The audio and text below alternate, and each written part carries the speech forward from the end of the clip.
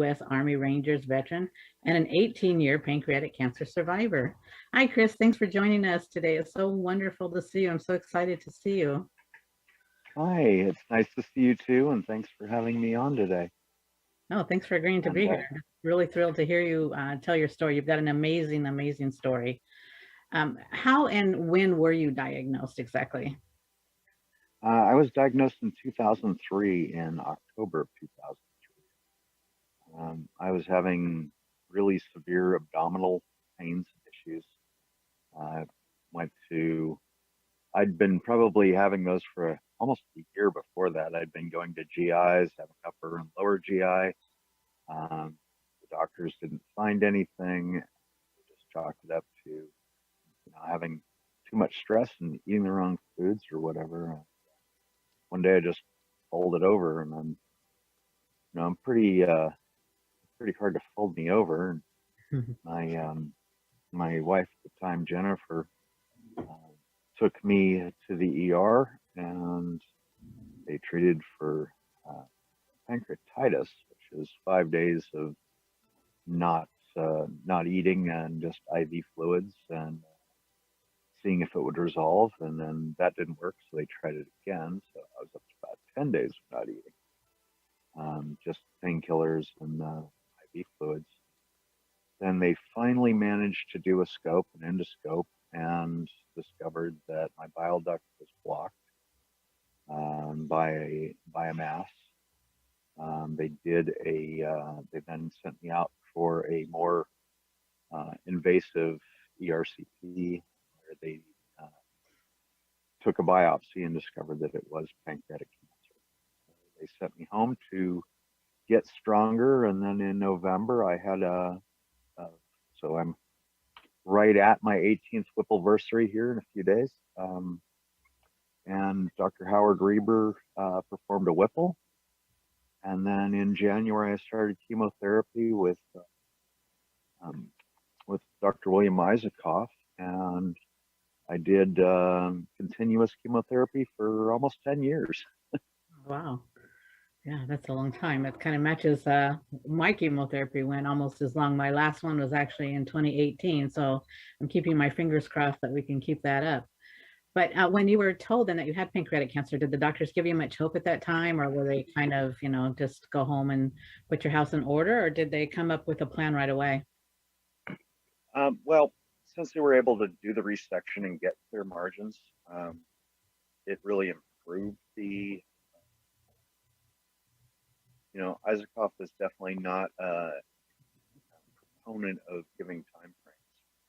One of the doctors prior to my Whipple, when they first discovered that it was pancreatic cancer, gave me about a month.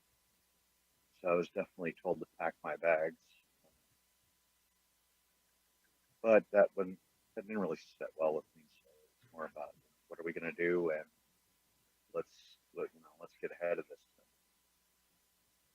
Yeah, totally agree. It's not good to be told to go home, put your house in order. I didn't like that option either. It didn't fit very well with me either. And maybe that's why we're both still here, because we are very stubborn, tenacious on whatever else to get the job done, right? To do what we need to do. Right. How long has it I been know for you now? I'll be 20 years in April, April 1st. So I'm 19 right now. So I'll be celebrating 20 Absolutely. years. Yeah, awesome, right? Thank you. I appreciate that. Yeah, yes. I An just inspiration. Oh, thank you, Chris. And you have been an inspiration for me. As I said, I was so happy that you were able to join us today. I know we talk about risk factors, and with pancreatic cancer, it's really difficult to come up with anything because the symptoms, can be so vague and be so many different illnesses. But did you have a history of cancer in your family, or were you a smoker or a drinker? Or I know you weren't obese, at all, but any of those things fit your issues? No, I mean, I don't think any more than most of the general population. I had been a smoker at one point, but and although it is a known carcinogen, so's pumping your gas in almost the same levels. Not in terms of like lung cancer, where the specific cancers, lung, throat cancers, where it's a very high causal uh, um, connection between smoking and those cancers. But in the general population, it about equals the percentages. So I'm not trying to downplay the role of smoking in it, but it's not a direct causal kind of relationship with pancreatic cancer. No, and I have Um, to agree I with you. did I did have exposure in the military that it is probable the probable cause. Thorium 232 exposure through our night observation device. That's as best I can tell. That's the probable cause. Yeah, I was going to ask that because I know we had a bill that we got approved and it was passed by the DOD, the Department of Defense. And I couldn't really figure out how we got it passed that way, but somebody explained to me what they were seeing is a high percentage of veterans that were, being tested and coming and having pancreatic cancer. So I was wondering if that's maybe something you thought was your lead to it. Because like you, I didn't smoke, I didn't drink, neither did my grandmother, but yet we both still had pancreatic cancer, where my dad and his brother were smokers and also pancreatic cancer. So what exactly is the correlation? I don't think we still don't really know, but yeah, there's no real proof or evidence that you could have gotten it during your service time? Well, I mean, there's causal studies. Thorium 232 is a known cause of pancreatic cancer. I had known exposure to 232. I wasn't sterile before I went in the Army. I was sterile when I got out. There's, all the indicators are there. But, I think regardless of how it happens, because we don't have, I tested negative for BRCA2. We don't have a really good nail down, like you said, of, what is the cause for pancreatic cancer. It's not really, other than certain, as I understand it, and I don't know if this has changed since I was better on the statistics, but other than certain familial groups and ethnic groups, and they're very small in this case, there really isn't any causal links. There are some families that it seems to be very prevalent in, yet we don't know what the gene is that really causes that. Yes, and that's what makes the treatment so difficult, is not having something to go by, and and not really knowing, like you say, for at least for, a lot of times in lung cancer and throat cancer, you can say it's smoking, not always, but with pancreatic, you have so many people that live what you'd say the perfect life. They eat healthy, they exercise, they don't smoke and drink, and yet they still get pancreatic cancer. So we need to find that common denominator so we can have more long-term survivors like yourself and myself. So. Yeah. Well, and again, it's the cash issue. I mean, it is, as far as I know, there haven't been any real radical changes in research spending in pancreatic cancer in all these years, and it's still one of the top killers and still one of the least funded in the major cancers.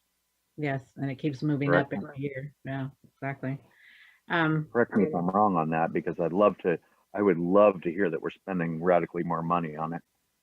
We know PanCan is doing a great job as far as, research, and so are some of the other, nonprofits.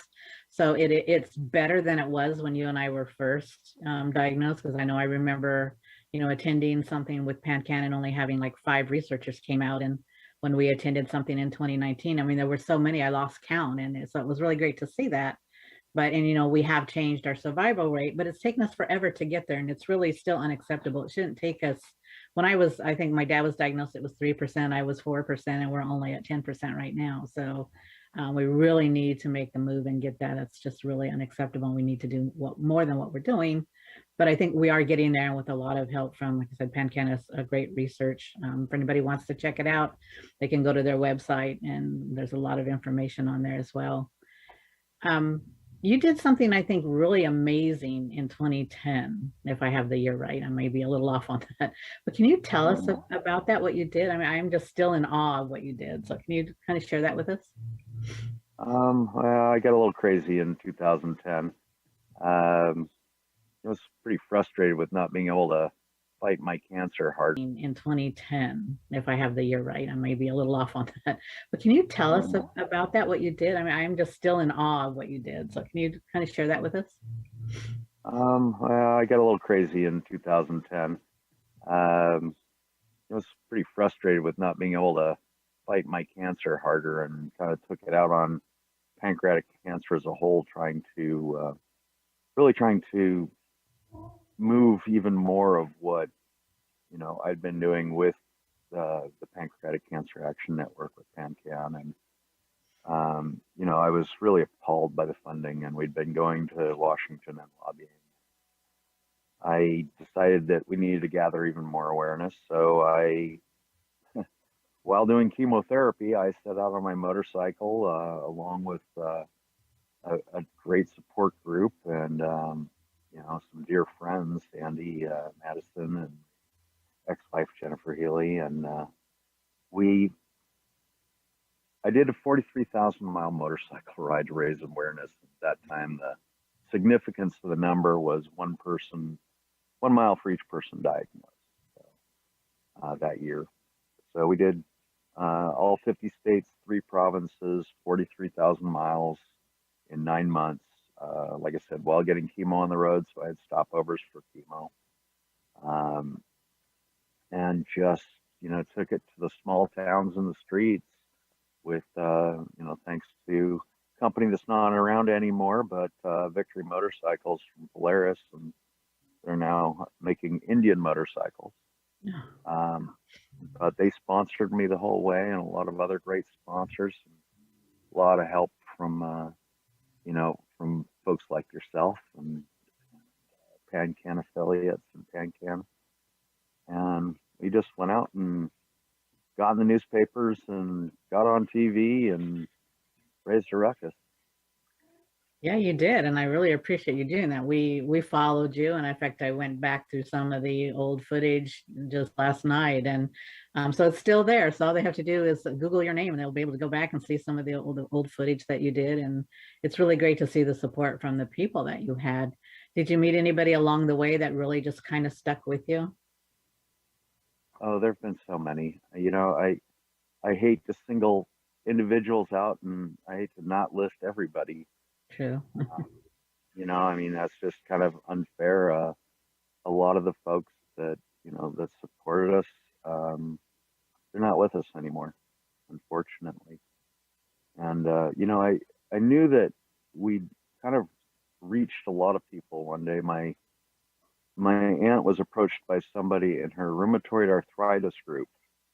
And the person, not knowing my aunt and not knowing me or any relationship there, started telling my aunt the story about this guy riding his motorcycle all over the place to, to raise hope. And because that was our primary message, is that there is hope and don't give up on us. And my aunt says, "Oh, that's my nephew."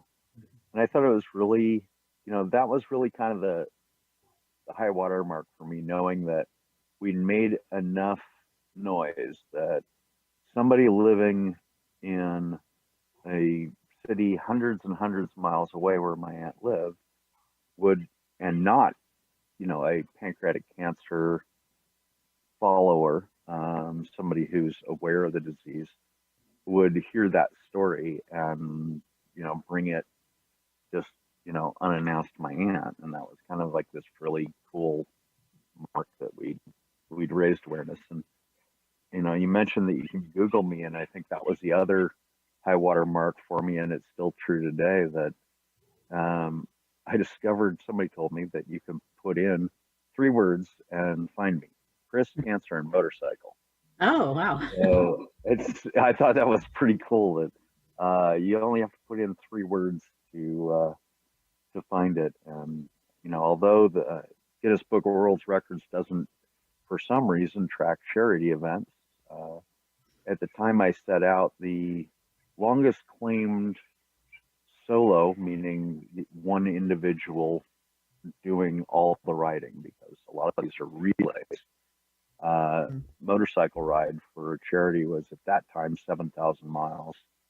And I did that, the first week out of 9 months. So we kind of smashed that one. I'm sure lots of people have bettered my record by now, but It would be nice to be in there, right?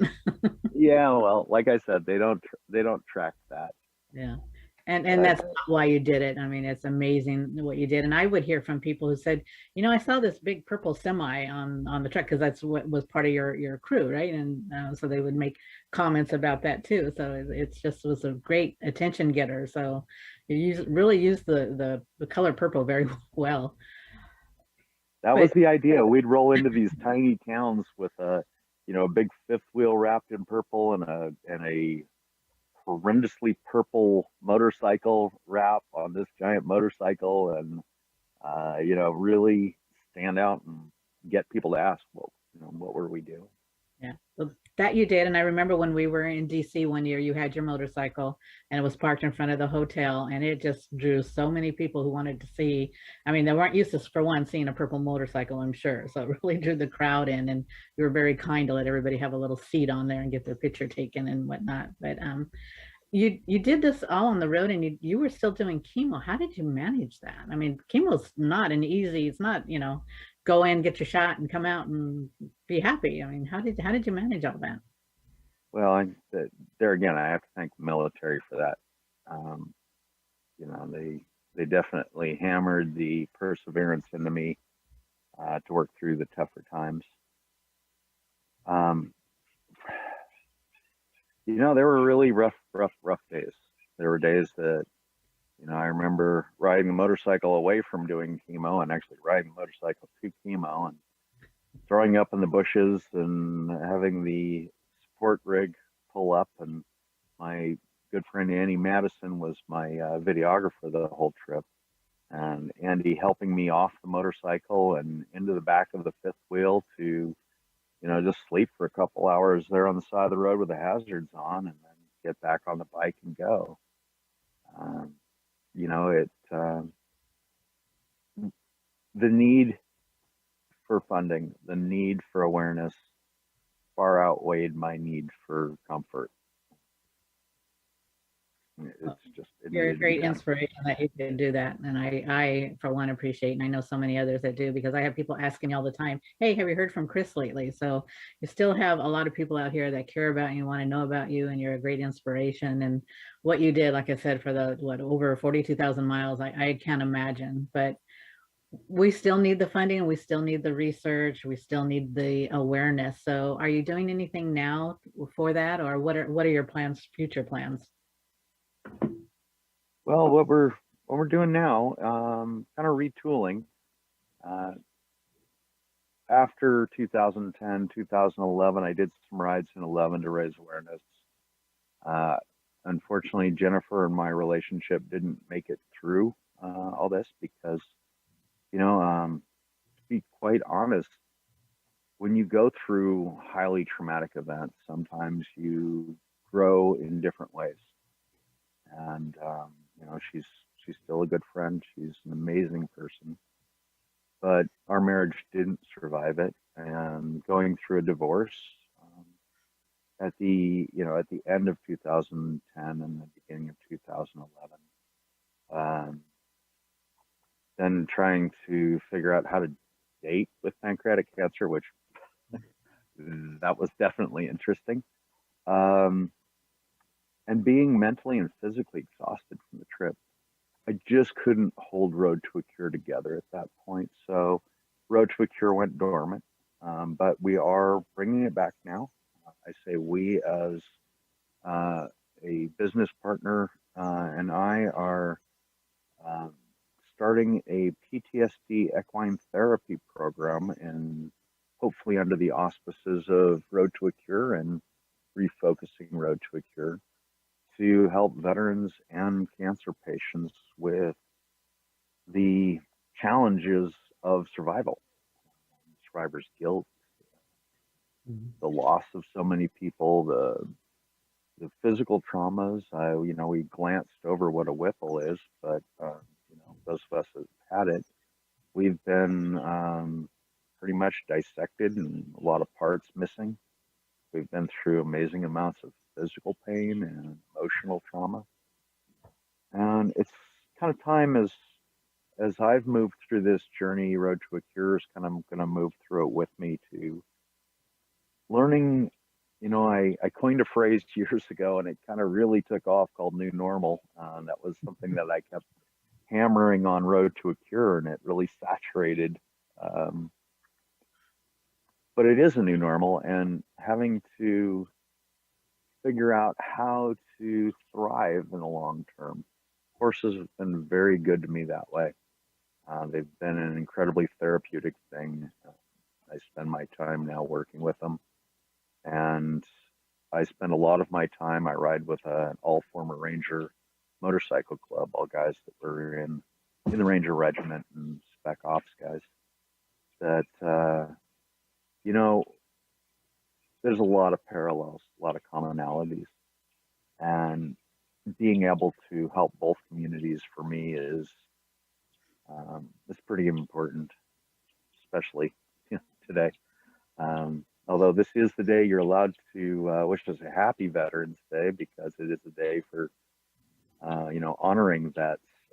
Memorials Day is the day that please don't wish me happy Memorial Day. But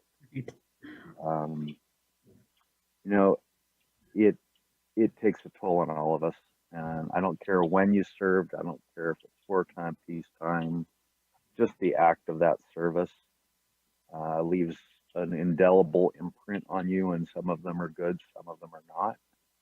And we're taught to be tough and to not ask for help, and it's really important that we do reach out for help, especially these days that make us think about think about that service and the people that didn't make it. Think about the cancer and the people that didn't make it. Yeah. A lot of correlation there. Have hope and hold each other and support each other and find a path through. And I think you've done that, and I really appreciate it. And I know, like you said, cancer doesn't just affect us individually, it affects the whole family. So I want to thank you for being here today and sharing your feelings and really being open about it, because I know it's very difficult sometimes to share that, but I do appreciate it. And I really want to have you come back and talk more, because one of the subjects is survivor guilt. That is something that's really important. I would really like to touch more on, but unfortunately this time goes by so quick that I do want to thank you. And I think you're definitely a strong voice for those who don't have the strength to speak anymore, or who are just too, putting all that strength into fighting. So I want to thank you for sharing your journey with us today. And today episode of Living Hope is dedicated to all the men and women serving or have served our country, and those who are also battling pancreatic cancer.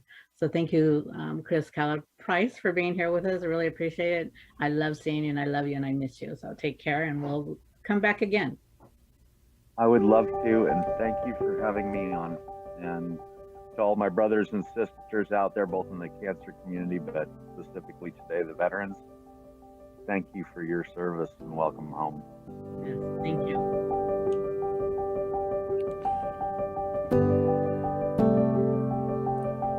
Well, there you have it. Welcome home to another episode of Living Hope. Your journey living with pancreatic cancer. Designed to provide hope, inspiration, and education for all of those on this journey. Sharing the real-life stories of those really affected by this deadly disease and how they deal with it on a daily basis. If you'd like to share your story, please come forward. We're always looking for more stories. And if anyone you know needs help like right now, get a pen, write this down, tell them to call Patient Services at the Pancreatic Cancer Action Network. The number is 8772-PANCAN. You ready? Write that down. 877, the number 2, PANCAN, for some help right now. And for all of us at the Orange County Talk Radio Network,